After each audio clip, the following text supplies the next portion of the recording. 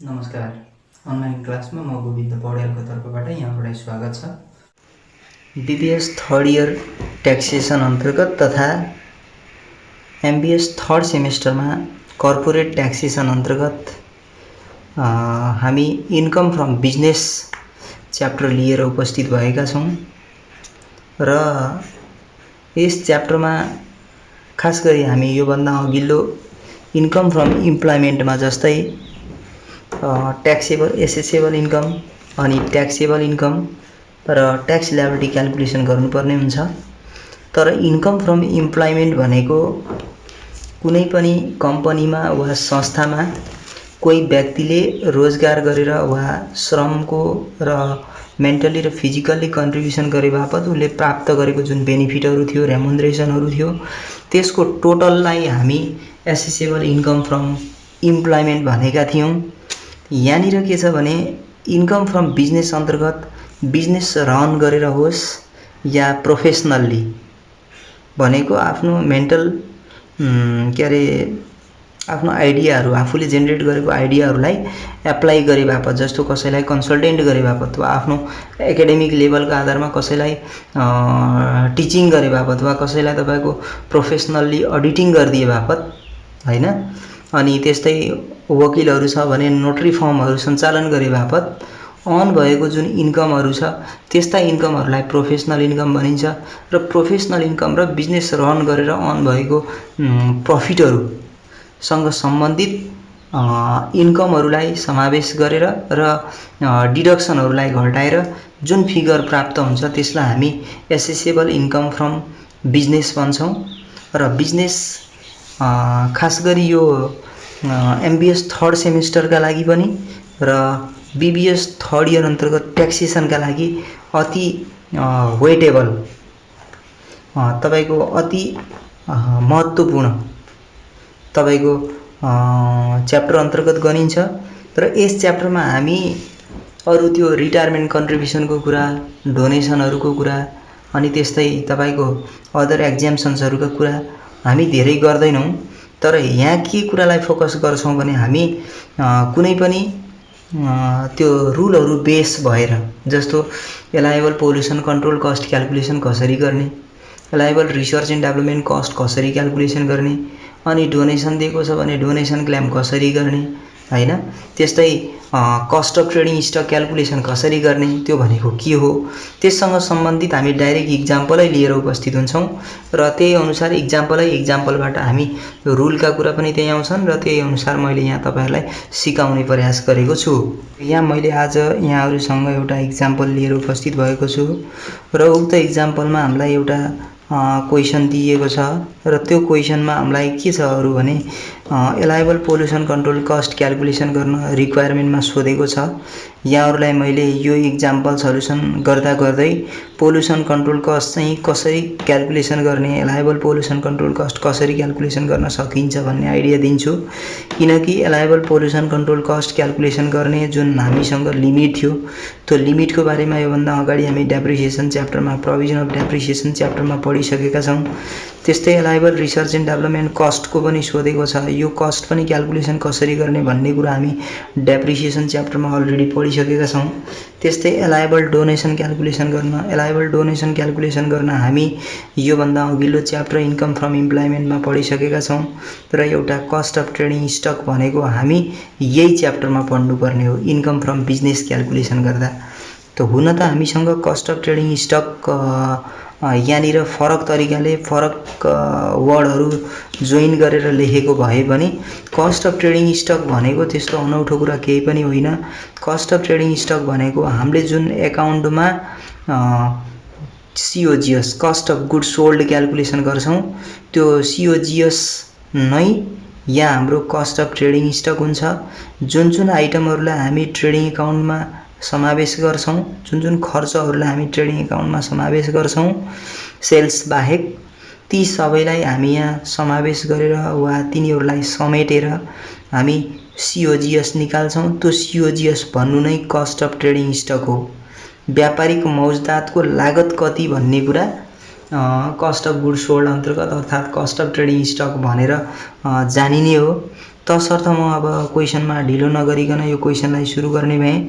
जस्तो हामी income from business calculation गर्ने बेलामा हामी एउटा फर्मेट बनाउँछौँ। व्यवसायमा भएका जति पनि आम्दानी र खर्चहरू छन् तिनीहरूलाई जोड घटाउ गरेर हामी यहाँ देखाउँछौँ र जस्तो नेट प्रफिट निकाल्ने बेलामा सबै आइटमहरू घटाउन पाउने र नपाउने भनेर हामी छुट्याउँदैनथ्यौँ, तर ट्याक्स पर्पोजले सबै एक्सपेन्सेसहरूलाई डिडक्सन गर्न पाइँदैन। जस्तो पर्सनल एक्सपेन्सेसहरू छन् भने त्यसलाई डिडक्सन गर्न पाइँदैन, इन्कम ट्याक्स पेडसँग सम्बन्धित खर्चहरू छन् भने त्यसलाई डिडक्सन गर्न पाइँदैन, अनि ट्याक्स अफिसले डिडक्सन गर्न नपाइने भनेर छुट्याएका जुन फाइन एन्ड पेनाल्टीका रकमहरू छन् तिनीहरूलाई डिडक्सन गर्न पाइँदैन र त्यसबाहेकका अन्य आइटमहरूलाई हामी घटाएर यहाँ एसेसेबल इन्कम फ्रम बिजनेस निकाल्छौँ र accessible income from business calculation गर्दा पोल्युसन कन्ट्रोल कस्टहरू यिनीहरू सबै क्याल्कुलेसन गर्नुपर्ने हुन्छ। ल यहाँहरूसँग म सबभन्दा सुरुमा सल्युसनमा क्याल्कुलेसन अफ एसेसेबल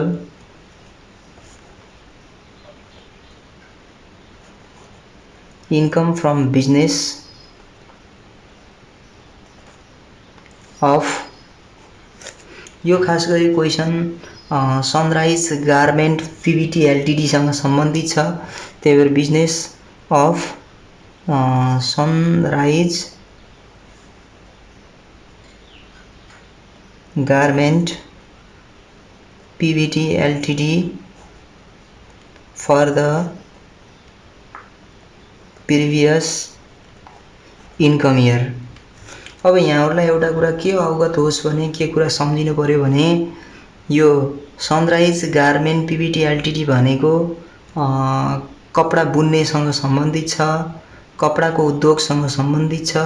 यसरी सुर्ती जन्ने माद्य पदार्थ जन्ने उत्पादनमूलक कम्पनी बाहेक अन्य जति पनि उत्पादनमूलक कम्पनीहरू हुन्छन् तिनीहरूलाई हामी स्पेशल इन्डस्ट्री भन्छौँ र यसमा कुनै पनि ठाउँमा हामीलाई डेप्रिसिएसन क्याल्कुलेसन गर्नुपर्ने सिचुएसन आयो भने, ट्याक्स निकाल्नुपर्ने सिचुएसन आयो भने यो कम्पनीका लागि भने त्यही अनुसार ट्रिटमेन्ट गर्नुपर्ने हुन्छ, जसरी हामी स्पेशल इन्डस्ट्रीलाई ट्रिटमेन्ट गर्छौँ। ल अब हामी एउटा फर्मेट बनाउँछौँ। फर्मेट भने त्यही इम्प्लोइमेन्ट इन्कमको जस्तै नै हो, पर्टिकुलर एमाउन्ट, सिम्पल छ।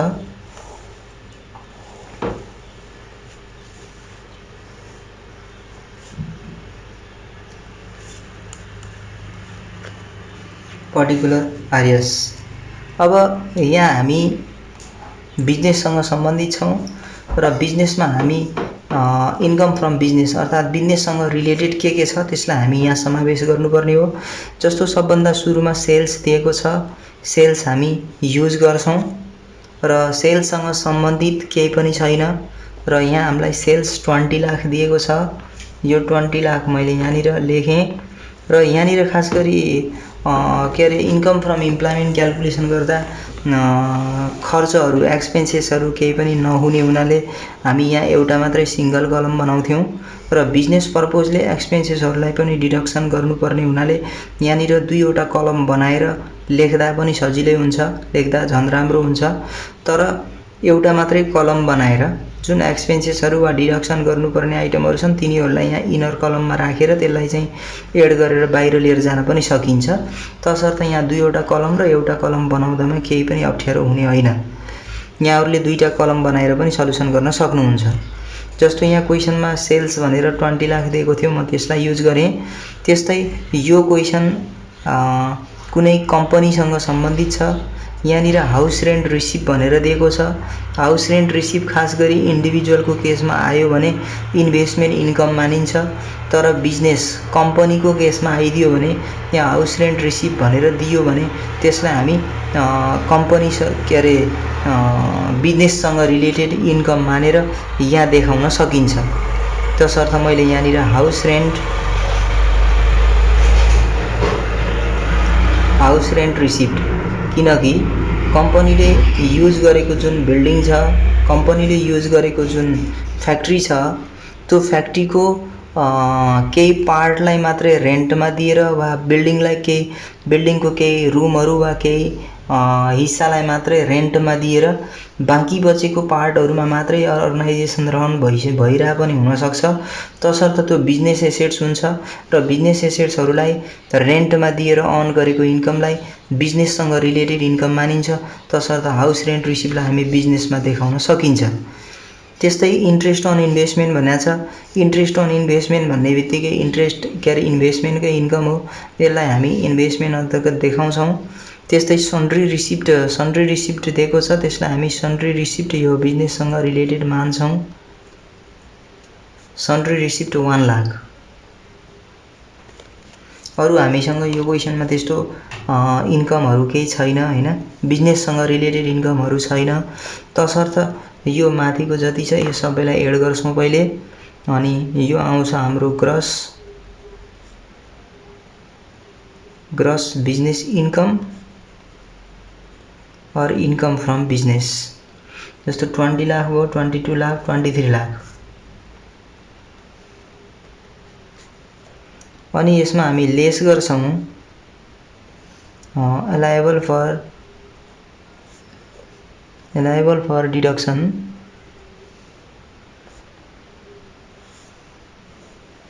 अब अलाइबल फर डिडक्सनमा हामी खास गरी कस्ट अफ ट्रेडिङ स्टक पनि क्याल्कुलेसन गर्नुपर्ने हुन्छ। त्यो कस्ट अफ ट्रेडिङ स्टक हाम्रो डी नम्बरको रिक्वायरमेन्टमा सोधेको छ। अहिले हामी वर्किङ नोट मानेर वा डी नम्बरकै रिक्वायरमेन्ट मानेर कतै हामी सल्युसन गरेर यहाँ देखाउँदा पनि हुन्छ। हामी सबभन्दा सुरुमा कस्ट अफ ट्रेडिङ स्टक लेख्छौँ।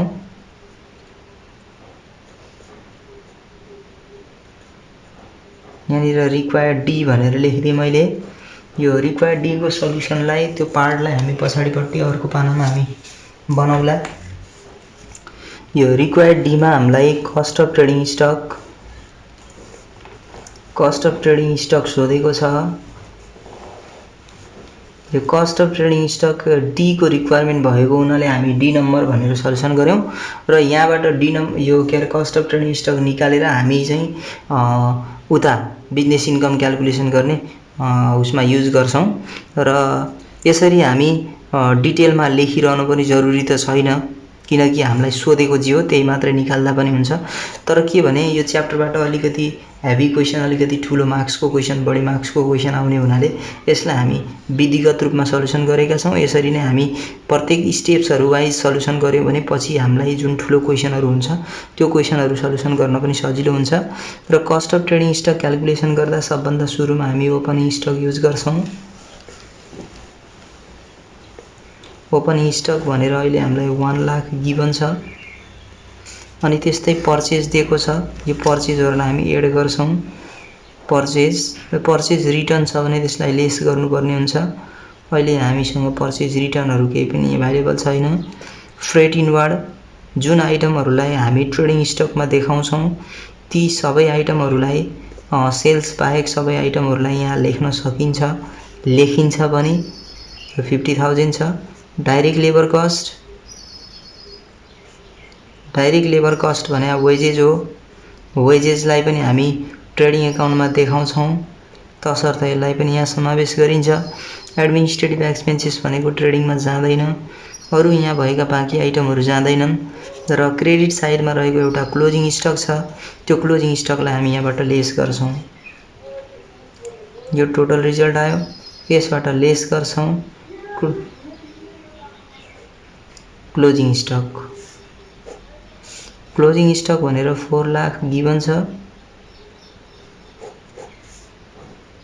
यो आएको result cost of trading stock हुन्छ। यसरी हामी क्लोजिङ स्टक क्याल्कुलेसन गर्न सक्छौं। जस्तै यो 1 लाख, 7,50,000, 8 लाख, 8,50,000। फेरि एकपल्ट विचार गरौं। 6, 7,50,000, 8,50,000 माइनस 4 लाख गर्नु पर्यो, 4,50,000 आउँछ। यसरी हामी cost of trading stock calculation गर्छौं। यो क्याल्कुलेसन गरिएको कस्ट अफ ट्रेडिङ स्टकलाई हामी यो साइडमा यहाँ सल्युसन गर्दै थियौं, यो साइडमा यहाँ देखाउनु पर्ने हुन्छ। यहाँ कस्ट अफ ट्रेडिङ स्टक भनेर रिक्वायर्ड डी भनेका छौं, त्यो डी रिक्वायरमेन्टबाट हामी यहाँ लेख्नुपर्ने हुन्छ। इनर कलममा लेखौँ 4,50,000 अनि त्यसपछि हामी अन्य एक्सपेन्सेसहरू जुन जनरल एक्सपेन्सेसहरू छ तिनीहरूलाई जस्तो administrative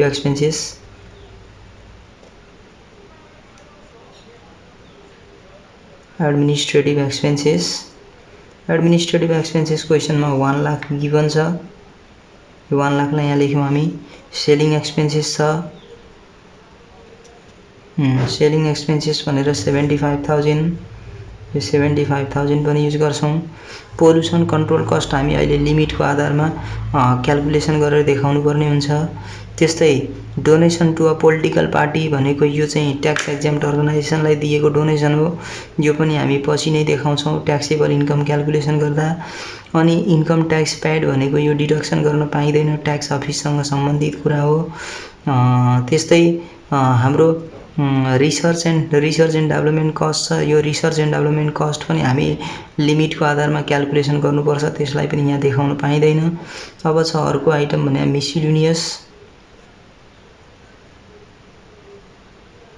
miscellaneous expenses 1 lakh given छ। माथिबाट एकपल्ट विचार गरौँ। कस्ट अफ ट्रेडिङ स्टक हाम्रो डाइरेक्ट लेबर कस्टसम्मको कुरा आइहाल्यो। त्यसपछि हामी एडमिनिस्ट्रेटिभ राख्यौँ, सेलिङ राख्यौँ र त्यसपछि हाम्रो मिसलिनियस एक्सपेन्सेस छ त्यसलाई राख्यौँ। अन्य पनि जनरल एक्सपेन्सेसहरू, जनरल डिडक्सनहरू हुन्छन् भने तिनीहरूलाई समावेश गरिन्छ। तर अहिले त्यस्तो आइटमहरू केही पनि छैन हैन। तसर्थ यसैलाई हामी टोटल गर्छौँ। टोटल गरेर माथिबाट लेस गर्नुपर्ने हुन्छ। जस्तो 4,50,000, 5,50,000, 6,50,000, 7,25,000, 7,25,000 हाम्रो यो टोटल हुन्छ। त्यो 7,25,000लाई माथिबाट लेस गर्नुपर्ने हुन्छ। तर पनि एकपल्ट टोटल गरेर हेरौँ, त्यो टोटल मिस्टेक हुनसक्छ। 4,50,000, 1,75,000 प्लस 1 लाख, 7,25,000 माइनस 23 लाख। यसो गर्दा 15,75,000 आउँदो रहेछ। 15,75,000 यो आएको रिजल्ट के हो भने assessable income from business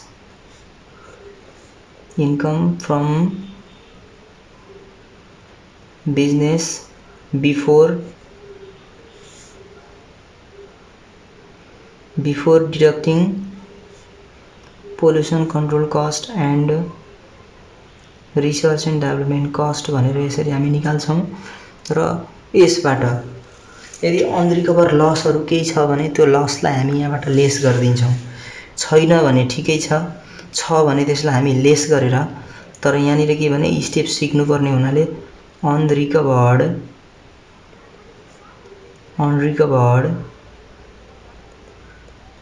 previous year loss, यो करेन्ट इयर लस पनि यहाँ देखाउन सकिन्छ बिजनेससँग रिलेटेड छ भने। अहिले केही पनि छैन र यसरी प्राप्त भएको इन्कम भने चाहिँ हाम्रो एडजस्टेड तपाईको ट्याक्सेबल बिजनेस इन्कम आउँछ। किनकि यसबाट पोल्युसन कन्ट्रोल कस्टहरू डिडक्सन गरिएको छैन। र अब भने हामी यहाँनिर लेस गर्छौँ एलायबल पोल्युसन कन्ट्रोल कस्ट। यो एलायबल पोल्युसन कन्ट्रोल कस्ट भनेको यो ए नम्बरको रिक्वायर्ड ए को लागि हो। यो क्याल्कुलेसन गर्नको लागि हामी यहाँ के गर्छौँ भने 50% of adjusted taxable business income, यो जुन बिजनेस इन्कम निकाल्यौँ त्यसको हामी 50% गर्छौँ डिभाइड बाई 2। यसो गर्दा 7,87,500 आउँछ। और एक्चुअल कति छ त हेरौँ। पोल्युसन कन्ट्रोल कस्ट भनेर एक्चुअल दिएको छ 8 लाख। अनि यो दुईवटा फिगर हामी कम्पेयर गर्छौँ। विच एभर इज लोअर, दुईटा मध्ये जुन सानो छ त्यसैलाई यहाँ देखाउँछौँ 78,75,00। यो हाम्रो रिक्वायर्ड ए को लागि थियो। यो हाम्रो रिक्वायर्ड ए को सल्युसन हो। तपाईहरुले यसरी सल्युसन गरिदिनु भयो भने यसले रिक्वायर्ड ए को लागि मार्क्स दिनुपर्छ, किनकि यहाँनिर रिक्वायर्ड ए लेखेका छौं। अलि बुझिने अक्षरमा लेखिदिनु होला। यहाँनिर यो रिक्वायर्ड ए हो, अर्थात् यहाँनिर रिक्वायर्ड ए भनेर लेख्दा पनि हुन्छ। त्यसै गरेर अझै हामी के गर्छौं भने less research and development cost, क्वेशनमा रिसर्च एन्ड डेभलपमेन्ट कस्ट पनि छ। ल liable research and development cost, यो हाम्रो रिक्वायर्ड नम्बर बी हो। यो बी को लागि यहाँनिर हामी यसरी क्याल्कुलेसन गर्यौं भने अलग्गै फेरि बी रिक्वायरमेन्टका लागि भनेर सल्युसन देखाइरहनु पर्दैन। अनि एलाइबल रिसर्च एन्ड डेभलपमेन्ट कस्ट भनेको यो पनि हाम्रो के हो त भन्दा रुल भने 50% of adjusted taxable business income नै हो। 50% तपाईको यसैको क्याल्कुलेसन गर्दा 7,87,500 आउँछ। और एक्चुअल रिसर्च एन्ड डेभलपमेन्ट तिर जाउँ। Actual research and development cost, यो actual research and development cost भनेको क्वेशनमा दिएको होला, विचार गर्नु होला। हामी eligible pollution control cost calculation गर्दा 50% of adjusted taxable business income गरेका छौं। यो एडजस्टेड ट्याक्सेबल बिजनेस इन्कम भने यो भर्खर अघि हामी अनरिकभर लसलाई घटाएर आएको फिगरको 50% गरेका हौं। र एक्चुअल पोल्युसन कन्ट्रोल कस्ट क्वेशनमा दिएको छ। यो एक्चुअल पोल्युसन कन्ट्रोल कस्ट भने यहाँ दिएको कम्पेयर गर्यौं। यो दुईटा मध्ये जुन सानो हुन्छ त्यसलाई यहाँ राखेका छौं। त्यस्तै eligible research and development cost required B, यो बी नम्बरको रिक्वायरमेन्टमा हामीलाई त्यही सोधेको हो। यसरी लेख्यौं भने हामी अलग्गै सल्युसन गर्नु पर्दैन भनेको छु मैले। त्यस्तै यसको लागि पनि हाम्रो limit 50% of adjusted taxable business income हो र 50% देखाउँदा हामी यही अघिकै एडजस्टेड ट्याक्सेबल इन्कमको 50% भन्नु सेम हो। तर अर actual research and development cost भनेको क्वेशनमा दिएको छ 1,50,000। यो दुईवटा कम्पेयर गर्छौं र जुन सानो हुन्छ विच एभर इज लोअर हामी बाहिर राख्छौं, यहाँबाट डिडक्सन गर्न पाइन्छ। र यसरी हामी एलाइबल पोल्युसन कन्ट्रोल कस्ट पनि eligible research and development cost पनि क्याल्कुलेसन गर्यौं। यो घटाएर आएको फिगर खास गरी हाम्रो net assessable income from business आउँछ। Net assessable income from business, यसलाई माथिबाट लेस गरेर हेरौं हैन। 7,87,500 बाट 1,50,000 घटाउनु पर्यो। यो हाम्रो 6,37,500 आउँछ। अनि यो रिजल्ट हाम्रो एसेसेबल इन्कम फ्रम बिजनेस आइसकेपछि हामी accessible income from business calculation गरिसकेपछि यहाँनिर हामीलाई सी नम्बरको रिक्वायरमेन्टको लागि मैले यहाँ सी को सल्युसन भनेर लेखेँ। एलाइबल डोनेसन क्याल्कुलेसन गर्नुपर्ने छ। एलाइबल डोनेसन क्याल्कुलेसन गर्नका लागि लिमिट छ। मैले यहाँनिर एलाइबल डोनेसन भनेर लेखेँ। यो डोनेसनको लागि जनरल डोनेसन मानिन्छ। कम्पनीले दिएको भए पनि कुनै पोलिटिकल पार्टी अर्थात् ट्याक्स एक्जेम्प्ट अर्गनाइजेसनलाई दिएको डोनेसन भनेको जनरल डोनेसन हुन्छ। तसर्थ यो जनरल डोनेसनको म्याक्सिमम लिमिट भनेको हाम्रो 1 लाख हो। और अनि 5% अफ एडजस्टेड ट्याक्सेबल इन्कम भन्छौं हामी, एडजस्टेड ट्याक्सेबल इन्कम। अनि अझ और हामी एक्चुअल भनेर देखाउँछौं। एक्चुअल डोनेसन क्वेशनमा दिएको छ। जस्तो यहाँनिर डोनेसन टु पोलिटिकल पार्टी भनेर 50,000 छ। यो 50,000 भनेको एक्चुअल हो। र यो तीनवटा कम्पेयर गरेर विच एभर इज लोअर भनेको चाहिँ एलाइबल डोनेसन हुन्छ। अब यहाँनिर आउँ 5% अफ एडजस्टेड ट्याक्सेबल इन्कम तिर। यो एडजस्टेड ट्याक्सेबल इन्कम हामी अगाडि पनि क्याल्कुलेसन गरेका छौं, त्यहाँनिर थोरै विचार गरौँ। जस्तो यहाँ एडजस्टेड ट्याक्सेबल बिजनेस इन्कम भनेर हामी निकालेका छौं। यो 5% क्याल्कुलेसन गर्दा एडजस्टेड ट्याक्सेबल बिजनेस इन्कममा इन्भेस्टमेन्टसँग सम्बन्धित केही इन्कम छ भने त्यसलाई समावेश गर्नुपर्छ। इन्भेस्टमेन्टसँग सम्बन्धित इन्कम यहाँ क्वेशनमा छ। इन्ट्रेस्ट अन इन्भेस्टमेन्ट भनेर 30,000 त्यसलाई समावेश गरौँ यहाँ र यो दुईटाको समको 5% गर्नुपर्ने हुन्छ 1575 प्लस 30,000 16,05,000 हुने रहेछ यसको 5% गर्नु पर्यो यसो गर्दा 80,250 आउँछ र यसमध्ये सबैभन्दा लोअर भनेको 50,000 छ त्यसकारण therefore allowable donation is rupees 50,000 भनेर हामी यो 50,000 डोनेसन डिडक्सन गर्न पाइन्छ यसरी यो क्वेशनमा सोधिएको रिक्वायरमेन्ट 4 वटा थिए जसमध्ये रिक्वायरमेन्ट ए मा हामीलाई एलाइबल पोल्युसन कन्ट्रोल कस्ट भनेको थियो त्यो हामी सल्युसनको बीचमा यहाँ निकालिसक्यौं तर रिक्वायरमेन्ट बी मा एलाइबल रिसर्च एन्ड डेभलपमेन्ट कस्ट भनेको छ त्यो पनि हामी यहाँ निकालिसकेका छौं रिक्वायरमेन्ट सी हामी अहिले सल्युसन गर्यौं र रिक्वायरमेन्ट डी भनेको कस्ट अफ ट्रेडिङ स्टकसँग सम्बन्धित छ यो हामी अघि माथि नै चाहिने हुनाले यहाँ एलाइबल फर डिडक्सनमा कस्ट अफ ट्रेडिङ स्टक भनेर घटाउनु पर्ने हुनाले हामी अलरेडी क्याल्कुलेसन गरेर राखिसकेका छौं यसरी बिजनेस अन्तर्गत हामी यी कुराहरू पढ्नै पर्छ यो भन्दा अझ पनि धेरै कुराहरू छन् यस्तै तपाईहरुलाई हिन्ट हुने गरेर र वर्किङ नोटमा काम लाग्ने अन्य क्याल्कुलेसनहरुलाई लिएर अर्को क्लासमा उपस्थित हुने नै छु तबसम्मका लागि यहाँहरुसँगबाट बिदा हुन्छु हस्त नमस्ते